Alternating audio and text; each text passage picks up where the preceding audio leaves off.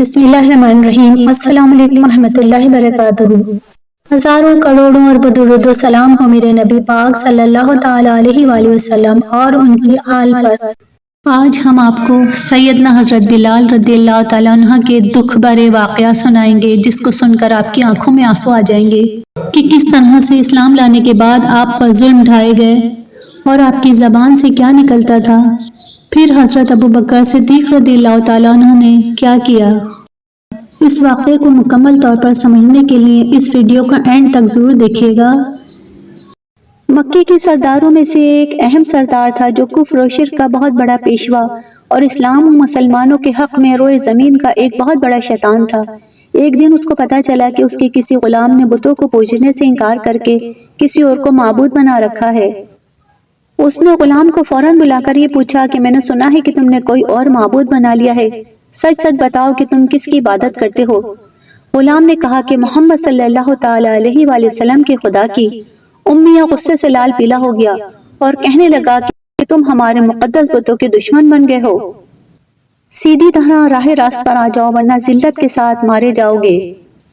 میں یہ ہرگز برداشت نہیں کر سکتا ہوں کہ تم بتوں کی پوجا کرنے والے کے غلام بن کر محمد صلی اللہ علیہ وآلہ وسلم کے خدا کی پرستش کرو۔ غلام جو توحید کا سچے دل سے شیدائی ہو چکا تھا، اس نے بے دھڑک امیہ کو جواب دیا کہ میرے جسم پر تو تمہارا زور چل سکتا ہے، لیکن میں اپنا دل اور اپنی جان محمد صلی اللہ علیہ وآلہ وسلم اور اس کے خدا کے پاس رکھ چکا ہوں۔ اب اللہ کی عبادت ہی میری زندگی کا مقصد ہے اور تمہارے خود سے بنائے ہوئے بتوں کو پوجنا میرے بس کی بات نہیں ہے۔ یہ جواب سن کر امیہ بن خلف غیظ و غضب سے دیوانہ ہو گیا۔ ایک غلام نے اسے بے دھڑک جواب دے دیا تھا۔ اس نے کڑک کر کہا، اچھا تو پھر اپنی بے دینی کا مزہ چکھ لو، میں دیکھوں گا کہ محمد صلی اللہ علیہ وآلہ وسلم اور اس کا خدا تجھے کیسے بچاتے ہیں۔ امیہ کے تشدد شروع ہو گئے۔ مکے کی زمین گرمی کی سبب بڑی مشہور تھی۔ گرمی اپنے عروج پر اور زمین تندور کی طرح دہک رہی ہوتی تو حضرت بلال رضی اللہ تعالیٰ عنہ کو مکہ کی پتھریلی زمین کے کھلے میدان میں لے جایا جاتا تھا اور انہیں برہنہ کر کے اس چلچلاتی ہوئی دھوپ میں ہاتھ پاؤں باندھ کر گرم ریت پر لیٹا دیا جاتا، اور وہ ریت اور پتھر جن پر گوشت بھی بھن کر کباب ہو جائے، ایسے وقت میں مکہ کے لعین آپ کے سینے پر پتھر اور گرم ریت ڈالتے تھے تاکہ آپ ان تکالیف سے گھبرا کر محمد صلی اللہ علیہ وآلہ وسلم کے دین کو ترک کر دیں۔ سختیاں جس قدر شدت اختیار کرتی جاتی تھیں، آپ پر مستی عشق اور زیادہ غالب آتی جاتی تھی۔ بعض اوقات امیہ بن خلف کا رویہ اور زیادہ سخت ہو جاتا۔ وہ آپ کو مکہ کے لڑکوں کے حوالے کر دیتا جو آپ کو مکہ کے گلی کوچوں میں چکر دیتے، اور سیدنا بلال بن رباح رضی اللہ تعالیٰ عنہ کی زبان پر ایک ہی صدا رہتی، احد احد، اللہ ایک ہے، اس کے سوا کوئی عبادت کے لائق نہیں۔ میں ایمان لایا اس خدا پر جو زمین و آسمان کا خالق و مالک ہے۔ نہ صرف دن کو بلکہ شام ہوتی تو آپ کے ہاتھ باندھ کر اندھیرے میں رکھ دیا جاتا، اور امیہ بن خلف اپنے غلاموں کو حکم دیتا، اسے باری باری کوڑے مارو یہاں تک کہ وہ اپنی ضد چھوڑ دے، یا پھر اس کی روح اس کے جسم کا ساتھ چھوڑ دے۔ اگر یہ اپنی بات پر قائم رہے تو صبح ہونے تک اسے کوڑے مارتے رہو۔ دن گزرتے چلے گئے۔ ہر روز حضرت بلال رضی اللہ تعالیٰ عنہ پر مظالم کے پہاڑ توڑے جاتے۔ ہر آنے والا دن پہلے سے زیادہ مشکل گزرتا، مگر آپ کے پائے استقلال میں ذرا بھی لرزش نہ آئی۔ آپ کی زبان پر صرف ایک ہی ورد جاری رہتا، اللہ ایک ہے، اس کے سوا کوئی عبادت کے لائق نہیں۔ حضرت عمرو بن العاص رضی اللہ تعالیٰ عنہ فرماتے ہیں، میں ایک دن حضرت بلال رضی اللہ تعالیٰ عنہ کے پاس سے گزرا تو ازلی بدبخت امیہ بن خلف آپ کو ایذا دے رہا تھا اور کہتا تھا، بتوں پر ایمان لے آؤ ورنہ تمہیں جان سے ہارنا پڑے گا۔ آپ جواب دیتے، میں بتوں سے بیزار ہوں۔ یہ سن کر امیہ بن خلف لعین کا غصہ اور تیز ہو جاتا۔ پھر میں نے دیکھا وہ آپ کے سینے پر چڑھ گیا اور دوزانوں بیٹھ کر زور سے آپ کا گلا گھونٹنے لگا، یہاں تک کہ آپ کی سانس بند ہو گئی اور بے حس و حرکت پڑے محسوس ہونے لگے۔ میں سمجھا کہ آپ فوت ہو گئے۔ میں جس کام کے لیے جا رہا تھا اسے پورا کر کے واپس لوٹا تو ابھی تک آپ بے ہوش پڑے ہوئے تھے۔ میرے آنے پر آپ اچانک ہوش میں آئے تو اس لعین نے پھر پوچھا، اے بلال، بتوں پر ایمان لاؤ گے یا نہیں؟ حضرت بلال رضی اللہ تعالیٰ عنہ نے آسمان کی طرف منہ کر کے کچھ کہا، لیکن میں کچھ نہ سمجھ سکا، اس لیے کہ کمزوری اور نقاہت کی وجہ سے آپ کی آواز نہ ہونے کے برابر تھی۔ حضرت عمرو بن العاص رضی اللہ تعالیٰ عنہ فرماتے ہیں، میں نے اس شخص سے سنا جس نے حضرت بلال رضی اللہ تعالیٰ عنہ سے سنا تھا۔ حضرت بلال رضی اللہ تعالیٰ عنہ نے بتایا، امیہ بن خلف نے ایک روز مجھے موسم گرما میں باندھ کر تمام رات اسی حالت میں رہنے دیا، پھر دوپہر کے وقت برہنہ کر کے دھوپ میں سنگریزوں میں ڈال دیا اور گرم پتھر لا کر میرے سینے پر رکھ دیے، جس سے میں بے ہوش ہو گیا۔ معلوم نہیں کس شخص نے وہ پتھر میرے سینے سے اتارے۔ جب ہوش میں آیا تو شام ہو چکی تھی۔ میں نے خدا کا شکر ادا کیا۔ بعض روایت میں ہے کہ وہ امیہ بن خلف لعین لوہے کی سلاخ گرم کر کے آپ کی زبان پر رکھ دیتا اور کہتا، اب تو محمد صلی اللہ علیہ وسلم کا نام لینا چھوڑ دے، لیکن حضرت بلال بن رباح رضی اللہ تعالیٰ عنہ برابر حضرت محمد صلی اللہ علیہ وسلم کا نام لیتے رہتے یہاں تک کہ بے ہوش ہو جاتے۔ حضرت بلال رضی اللہ تعالیٰ عنہ کا بیان ہے کہ ایک روز اس خبیث نے مجھ پر یہ ظلم ڈھایا کہ اونٹ کے بالوں کی 50 گز لمبی رسی میری گردن میں ڈال کر مکہ کے لڑکوں کو پکڑوا دی۔ وہ مجھے اوپر سے نیچے اور نیچے سے اوپر کھینچتے یہاں تک کہ گردن زخمی ہو گئی، اور اس کے بعد مجھے خدا تعالیٰ نے اس سے نجات دی۔ ورقہ بن نوفل کا ایک روز ان پر گزر ہوا۔ حضرت بلال رضی اللہ تعالیٰ عنہ پر ظلم و تشدد جاری تھا۔ ان کی حالت دیکھ کر وہ تھرا اٹھے، کچھ دیر کھڑے ہو کر ان کی احد احد کی پکار سنی اور کہا، بخدا اے بلال، احد احد کے سوا کچھ نہیں۔ روایت ہے کہ ابو جہل لعین نے حضرت بلال رضی اللہ تعالیٰ عنہ کو دیکھ کر کہا، تم بھی وہی کہتے ہو جو محمد صلی اللہ علیہ وسلم کہتے ہیں۔ پھر انہیں پکڑ کر منہ کے بل گرا کر دھوپ میں لٹا دیا اور ان کے سینے کے اوپر چکی کا پاٹ رکھ دیا، مگر بلال احد احد پکارتے رہے۔ ایک دن وہاں سے حضرت ابو بکر صدیق رضی اللہ تعالیٰ عنہ کا گزر ہوا۔ سنا کہ امیہ بن خلف کے گھر سے آہوازاری کی آوازیں آ رہی تھی۔ پوچھنے پر معلوم ہوا کہ حضرت بلال رضی اللہ تعالیٰ عنہ کے ساتھ ظلم و ستم ہو رہا ہے۔ حضرت ابو بکر صدیق رضی اللہ تعالیٰ عنہ نے امیہ بن خلف کو ملامت کیا اور فرمایا، تو حضرت بلال رضی اللہ تعالیٰ عنہ کو اذیت نہ دے۔ امیہ بن خلف نے کہا، میں نے اسے دام دے کر خریدا ہے، تیرا دل چاہتا ہے تو اسے خرید لے۔ حضرت ابو بکر صدیق رضی اللہ تعالیٰ عنہ کے ہاں ایک رومی غلام فسطاط تھا جو حضرت ابو بکر صدیق رضی اللہ تعالیٰ عنہ کی دعوت اسلام قبول نہیں کرتا تھا۔ آپ نے فرمایا، وہی غلام اور ساتھ میں 40 اوقیہ چاندی کے لے کر بلال کو میرے حوالے کر دے۔ امیہ بن خلف نے منظور کر لیا۔ سودا طے پائے جانے کے بعد امیہ بن خلف ہنسنے لگا۔ حضرت ابو بکر صدیق رضی اللہ تعالیٰ عنہ نے سبب پوچھا تو امیہ بن خلف نے کہا، تم اتنے زمانہ شناس انسان اور کامیاب تاجر ہو، مگر آج تم نے گھاٹے کا سودا کر لیا۔ مجھے بے حد قیمتی غلام اور ساتھ 40 اوقیہ چاندی دے کر ایک بیکار غلام خرید لیا، ایسے غلام کو جسے میں ایک درہم کے عوض بھی فروخت کرنے کو تیار تھا۔ یہ سن کر حضرت ابو بکر صدیق رضی اللہ تعالیٰ عنہ نے فرمایا، بخدا آج تو مجھ سے بلال کے عوض یمن کی بادشاہت بھی مانگتا تو وہ بھی تجھے دے دیتا۔ حضرت ابو بکر صدیق رضی اللہ تعالیٰ عنہ نے حضرت بلال رضی اللہ تعالیٰ عنہ کے گرد و غبار کو اپنی چادر سے صاف کیا، امیہ بن خلف کے سامنے انہیں نیا لباس پہنایا اور رسول اللہ صلی اللہ تعالیٰ علیہ وسلم کی خدمت اقدس میں لائے اور عرض کیا، کیا رسول اللہ صلی اللہ علیہ وسلم، میں نے اسے آزاد کر لیا، لیکن شرط یہ ہے کہ آپ صلی اللہ علیہ وسلم کی خدمت میں یہ زندگی بسر کریں گے۔ حضرت بلال رضی اللہ تعالیٰ عنہ نے عرض کیا، میں حضور صلی اللہ علیہ وسلم سے جدائی نہیں چاہتا، آپ یہ شرط چاہیں رکھیں یا نہ رکھیں۔ حضرت بلال رضی اللہ تعالیٰ عنہ کی استقامت و استقلال کا ان کو یہ صلہ ملا کہ رسول اللہ صلی اللہ علیہ وسلم کے مؤذن بنے اور سفر و حضر میں ہمیشہ اذان کی خدمت ان کے سپرد ہوئی۔ ہجرت مدینہ۔ جب رسول اللہ صلی اللہ تعالیٰ علیہ وسلم نے دیکھا کہ اہل مکہ نے مسلمانوں پر ظلم و ستم کی انتہا کر دی ہے، ادھر اہل مدینہ نے آپ صلی اللہ علیہ وسلم کو اپنے ہاں بار بار دائمی قیام کی دعوت پیش کی، تو آپ صلی اللہ علیہ وسلم نے تمام صحابہ اکرام سے فرمایا، بے شک اللہ تعالیٰ نے تم سب کو آپس میں بھائی بنایا ہے، تم سب مدینہ میں امن و سلامتی کے ساتھ زندگی بسر کرو گے، اس لیے اس کی طرف ہجرت کر جاؤ۔ سیدنا بلال رضی اللہ تعالیٰ عنہ اپنے رفقوں سمیت بخیر و عافیت مدینہ پہنچ تو گئے، لیکن وہاں رسول اللہ صلی اللہ علیہ وسلم کے بغیر ان کا دل نہیں لگتا تھا۔ ہر وقت آپ صلی اللہ علیہ وسلم کی یاد میں تڑپتے رہتے تھے۔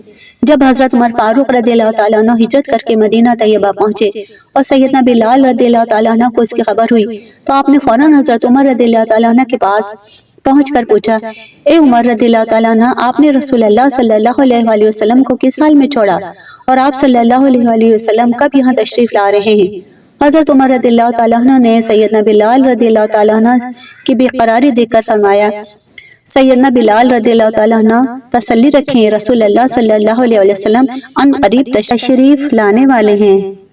حضرت عمر فاروق رضی اللہ تعالیٰ عنہ سے یہ سن کر سیدنا بلال رضی اللہ تعالیٰ عنہ کو قدر تسلی ہوئی، لیکن آتش جدائی کی سوزش میں کمی نہ آئی۔ پھر ایک دن یہ خبر مشہور ہوئی کہ رسول اللہ صلی اللہ علیہ وسلم مکہ مکرمہ سے روانہ ہو چکے ہیں۔ چونکہ سیدنا بلال رضی اللہ تعالیٰ عنہ رسول اللہ صلی اللہ علیہ وسلم سے پہلے مدینہ طیبہ پہنچ چکے تھے اور روزانہ بارگاہ الہی میں گڑ گڑا کر عرض کرتے، اے اللہ میرے آقا صلی اللہ علیہ وسلم کی حفاظت فرما، زمین کی تنابیں کھینچ لے اور آقا علیہ السلام کو جلد سے جلد مدینہ پہنچا دے۔ ایک روز اچانک صدائے تکبیر بلند ہوئی اور شور بلند ہوا، نبی صلی اللہ علیہ وسلم تشریف لے آئے ہیں۔ عاشق ذات سیدنا بلال رضی اللہ تعالیٰ عنہ کی پیاسی نگاہیں جس گوہر مقصود کے متلاشی تھیں، آخر وہ آ ہی گئے۔ رسول اللہ صلی اللہ علیہ وسلم کو دور سے آتے دیکھ کر سیدنا بلال رضی اللہ تعالیٰ عنہ کی آنکھوں سے آنسو چھلک کر زمین میں جذب ہونے لگے۔ سیدنا بلال رضی اللہ تعالیٰ عنہ نے آزادی کے بعد رسول اللہ صلی اللہ علیہ وسلم کی غلامی اختیار کی، یہاں تک کہ سفر و ہجر کی مکی اور مدنی زندگی کے تمام لمحات در مصطفیٰ صلی اللہ علیہ وسلم کے ساتھ بسر کیے۔ ہر جنگ میں، ہر سفر میں رسول اللہ صلی اللہ علیہ وسلم کی صحبت سے سرشار رہے۔ مسجد نبی صلی اللہ علیہ وسلم تعمیر کے بعد مسلمانوں کا ایک مرکز بن گیا تھا، جہاں وہ اکٹھے ہو کر اپنی عبادت کی ادائیگی کے ساتھ ساتھ امور حیات پر صلاح و مشورہ کر سکتے تھے۔ نماز پنجگانہ کی باجماعت ادائیگی اب اس مسجد کی تعمیر کے بعد ممکن ہو گئی تھی، چنانچہ مقررہ اوقات پر نمازیوں کو جمع کرنے کے طریقہ کار پر رسول اللہ صلی اللہ تعالیٰ علیہ وسلم نے سیدنا بلال رضی اللہ تعالیٰ عنہ کو بلایا اور اذان کے کلمات یاد کروا کر اذان کہنے کا حکم فرمایا۔ سیدنا بلال رضی اللہ تعالیٰ عنہ نے حجرہ مبارک کے عین سامنے کھڑے ہو کر اذان اپنے مخصوص انداز میں کہی۔ صبح صادق کا وقت تھا، جو ہی اذان کی دلکش صدا گونجی، میٹھی نیند سے تمام مسلمان بیدار ہو گئے۔ اسی روز سے سیدنا بلال رضی اللہ تعالیٰ عنہ کی اذان کا سلسلہ شروع ہوا۔ کتنے خوش نصیب ہیں سیدنا بلال رضی اللہ تعالیٰ عنہ کہ اللہ عز و جل نے اس مسحور کن نغمے کے لیے ان کی ذات کا منتخب فرمایا۔ آپ کی ایسی نغمگی سے اہل ذوق، اہل سوز اور اہل دل کی زندگی وابستہ تھی۔ مدینہ طیبہ میں اس آواز کا عجیب عالم ہوا کرتا تھا۔ صدائے اللہ اکبر کے ساتھ ہی مسلمان اپنے تمام کام چھوڑ کر اذان کی طرف متوجہ ہو جاتے۔ اس آواز میں کمال کی دل آوازی تھی، ہر وقت ہر شخص ساکت رہ جاتا۔ اس نغمہ خدا داد میں عجیب اثر تھا جو صحابہ کرام کو اپنی گرفت میں لے لیا کرتا تھا۔ سیدنا بلال رضی اللہ تعالیٰ عنہ اذان سے قبل فرمایا کرتے تھے، اے اللہ عز و جل، میں تیری حمد و ثنا بیان کرتا ہوں اور تجھی سے مدد چاہتا ہوں کہ قریش تیرے دین پر قائم ہو جائیں۔ سیدنا بلال رضی اللہ تعالیٰ عنہ کبھی کبھی اذان سے پہلے کوئی ایسا شعر بھی ترنم سے پڑھ دیتے تھے جس میں ان کے اسلام کے ابتدائی زمانے کا ذکر ہوتا۔ سیدنا بلال رضی اللہ تعالیٰ عنہ سحر کی اذان تہجد کے آخری وقت میں دیا کرتے تھے۔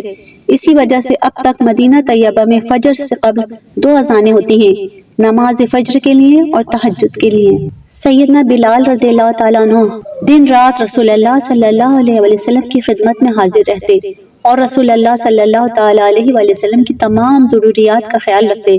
وہ حضور صلی اللہ علیہ وسلم کی ذرا سی تکلیف برداشت نہیں کر سکتے تھے، ہر وقت خدمت بجا لینے کے لیے تیار رہتے۔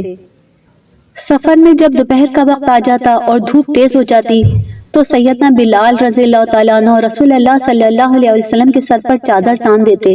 جنگ کے موقع پر وہ میدان جنگ سے کچھ فاصلے پر ایک سائبان کھڑا کر دیتے، جہاں سے رسول اللہ صلی اللہ علیہ وسلم لڑائی کا نظارہ کرتے اور مجاہدین کو ضروری ہدایت دیتے، جبکہ سیدنا بلال رضی اللہ تعالیٰ عنہ رسول اللہ صلی اللہ علیہ وسلم کے خیمے کے گرد چکر لگاتے رہتے اور رسول اللہ صلی اللہ علیہ وسلم کے احکامات فوج تک پہنچانے کا فریضہ سر انجام دیتے۔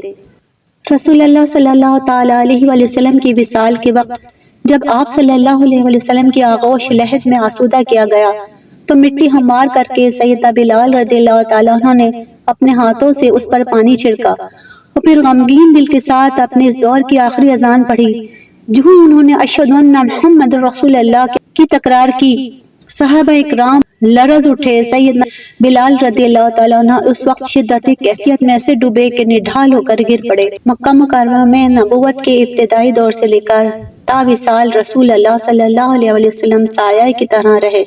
بالخصوص اذان کے تقرر کے بعد علاوہ دوسری حضوری کے وقت اذان دے کر حجرہ اقدس پر حاضری دے کر رسول اللہ صلی اللہ علیہ وسلم کے حجرہ پاک سے باہر نکلنے پر سب سے پہلے زیارت سیدنا بلال رضی اللہ تعالیٰ نہیں کرتے تھے، اور پھر اپنے آقا صلی اللہ علیہ وسلم کو ساتھ لے کر محراب پر پہنچا کر اقامت کہنے والے سیدنا بلال رضی اللہ تعالیٰ عنہ۔ مزید خوش قسمتی یہ کہ زندگی میں رسول اللہ صلی اللہ علیہ وسلم کی اقتداء میں تکبیر اولیٰ کے ساتھ نمازیں ادا فرمائیں۔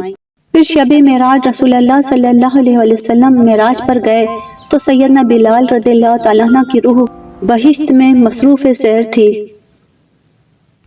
رسول اللہ صلی اللہ تعالیٰ علیہ وسلم نے سیدنا بلال رضی اللہ تعالیٰ عنہ سے دریافت فرمایا، اے بلال، تم کون سا ایسا عمل کرتے ہو جس کی وجہ سے میں نے جنت میں تمہارے قدموں کی چاپ سنی ہے؟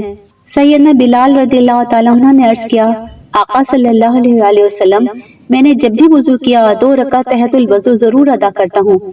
رسول اللہ صلی اللہ تعالیٰ علیہ وسلم نے فرمایا، اے بلال، یہ سعادت جو تم نے پائی ہے اسی عمل کی بدولت ہے۔ رسول اللہ صلی اللہ تعالیٰ علیہ وسلم کے بعد حضرت ابوبکر صدیق رضی اللہ تعالیٰ عنہ نے بار بار اصرار فرمایا تو سیدنا بلال رضی اللہ تعالیٰ عنہ نے اذان پڑھنے کی معافی چاہی اور رو رو کر کہا، مجھے اس کے لیے مجبور نہ کریں۔ رسول اللہ صلی اللہ علیہ وسلم کے پردہ فرما لینے کے بعد میں یہ خدمت انجام نہیں دے سکوں گا، کیونکہ وہ حسن میری آنکھوں سے اوجھل ہو گیا ہے جس کے لیے اذان کہا کرتا تھا۔ اور آپ مدینے سے پھر شام تشریف لے گئے۔ سیدنا بلال رضی اللہ تعالیٰ عنہ شام میں رہ کر یاد مصطفیٰ صلی اللہ علیہ وسلم کے سہارے زندگی کے دن گزار رہے تھے کہ ایک رات انہوں نے رسول اللہ صلی اللہ تعالیٰ علیہ وسلم کو خواب میں دیکھا۔ آپ صلی اللہ علیہ وسلم نے فرمایا، اے بلال، تم نے ہم سے ملنا کیوں چھوڑ دیا؟ سیدنا بلال رضی اللہ تعالیٰ عنہ یہ خواب دیکھ کر لبیک یا سیدی کہتے ہوئے اٹھے اور اسی رات اونٹنی پر سوار ہو کر مدینہ طیبہ کو چل پڑے۔